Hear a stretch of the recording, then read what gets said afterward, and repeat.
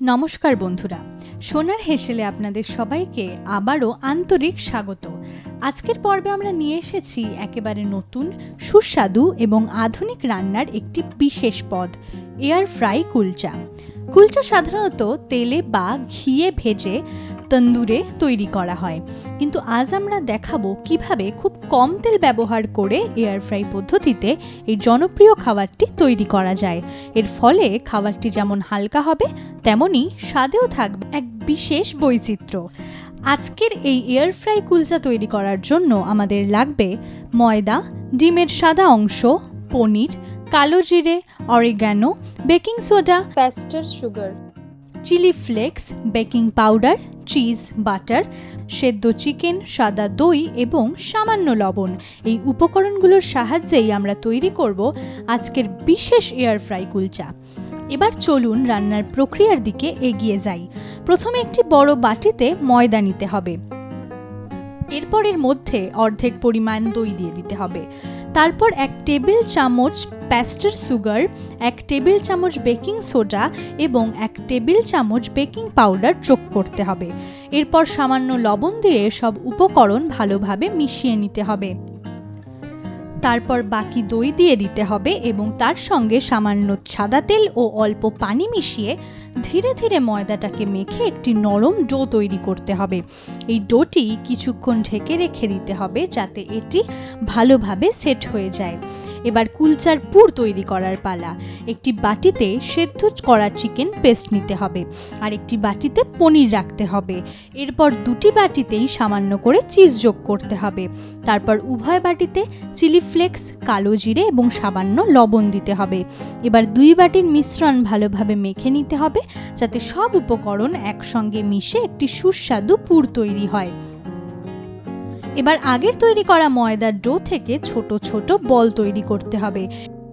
এখন আমাদের ছোট ছোট ময়দার ডোয়ের টুকরোগুলোর ভিতরে, অর্থাৎ ময়দার বলগুলোর ভিতরে পুর ভরতে হবে।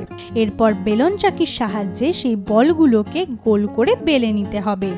এইভাবে দুটি বেলা করা রুটি তৈরি করতে হবে।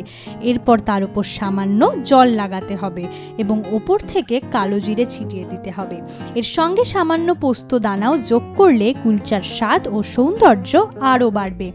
এরপরই বেলা করা কুলচাগুলোকে এয়ার ফ্রাইয়ে হালকা গরম করে নিতে হবে।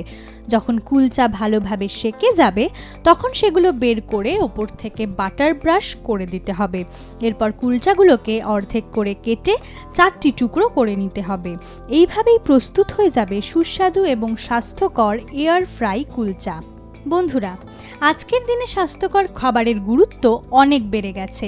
অতীতে কুলচা বা এই ধরনের রুটি সাধারণত তেলে বা ঘিতে ভেজে তৈরি করা হতো, যা খেতে খুবই সুস্বাদু হলেও অনেক সময় শরীরের জন্য ভারী হয়ে পড়ত। তাই আধুনিক রান্নায় এখন এমন পদ্ধতি ব্যবহার করা হচ্ছে যেখানে তেলের ব্যবহার কমিয়ে খাবারের স্বাদ ও পুষ্টিগুণ বজায় রাখা যায়। বাংলার খাদ্য সংস্কৃতিতেও ধীরে ধীরে এই পরিবর্তন লক্ষ্য করা যায়, বিশেষ করে কলকাতার মতো শহরে। একসময় তেলে ভাজা খাবারই বেশি জনপ্রিয় ছিল, কিন্তু এখন মানুষের স্বাদ সম্পর্কে তারা অনেক সচেতন।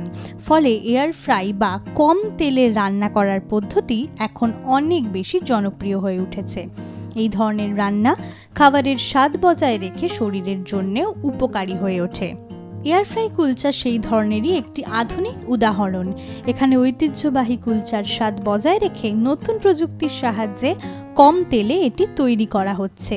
এর ফলে খাবারটি হালকা, সুস্বাদু ও স্বাস্থ্যকর হয়ে ওঠে। সবশেষে বলা যায়, ঐতিহ্যবাহী রান্নার সঙ্গে আধুনিক স্বাস্থ্য সচেতনতার সমন্বয় ঘটাতে পারলেই খাবার হয়ে ওঠে আরও উপভোগ্য ও উপকারী। এয়ার ফ্রাই কুলচা সেই ভাবনারই একটি সুন্দর উদাহরণ। তাই বন্ধুরা, আজকের এই নতুন রেসিপি এখানেই শেষ করছি। আগামী পর্বে সোনার হেসেল আবার ফিরে আসবে আরও একটি নতুন ও অভিনব পদ নিয়ে। ততদিন সবাই ভালো থাকুন, নিরাপদে থাকুন আর ভালো ভালো খাবার খান।